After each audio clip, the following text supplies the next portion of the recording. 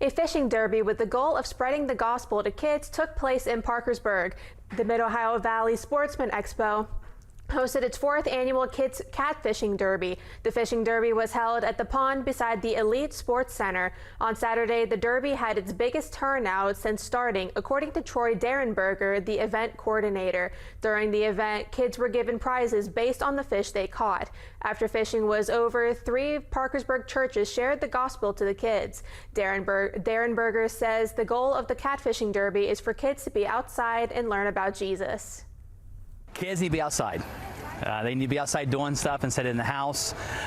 This event has grown, especially after COVID, and so we want an event for the kids to get outside, enjoy time out with other people, and just to socialize. And what better event than outdoors and fishing? Derenberger wants to thank all of the volunteers that were involved with the event.